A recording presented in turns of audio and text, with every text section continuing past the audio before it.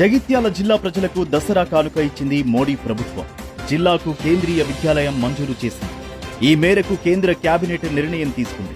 MP Arvind కృషితో ఇప్పటికే నిజామాబాద్, బోధన్లలో కేంద్రీయ విద్యాలయాలు ఏర్పాటయ్యాయి.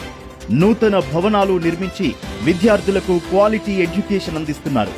నిజామాబాద్, జగిత్యాల జిల్లాలో ఈ సంవత్సరం నవోదయ పాఠశాలలు ఏర్పాటు చేయడంతో పాటు తరగతులు కూడా ప్రారంభమయ్యాయి. ఎంపీ అరవింద్ జగిత్యాల కేంద్రీయ విద్యాలయం విషయంలో పలుసార్లు కేంద్ర మంత్రులను కలిసి వినతి పత్రాలు ఇచ్చారు. ఇప్పుడు జగిత్యాలలోనూ కేంద్రీయ విద్యాలయం ఏర్పాటుకు మోడీ ప్రభుత్వం ఆమోదం తెలపడంతో దశాబ్దాల కల నెరవేరిందని జిల్లా ప్రజలు హర్షం వ్యక్తం చేస్తున్నారు.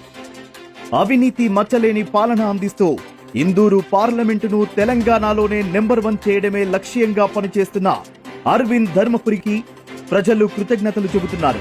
తన వినతులకు స్పందించి జగిత్యాల జిల్లాకు కేంద్రీయ విద్యాలయాన్ని మంజూరు చేసిన ప్రధాని శ్రీ నరేంద్ర మోడీకి, కేంద్ర విద్యాశాఖ మంత్రి శ్రీ ధర్మేంద్ర ప్రధాన్కి జిల్లా ప్రజల తరపున ఎంపీ అరవింద్ ప్రత్యేక ధన్యవాదాలు తెలిపారు.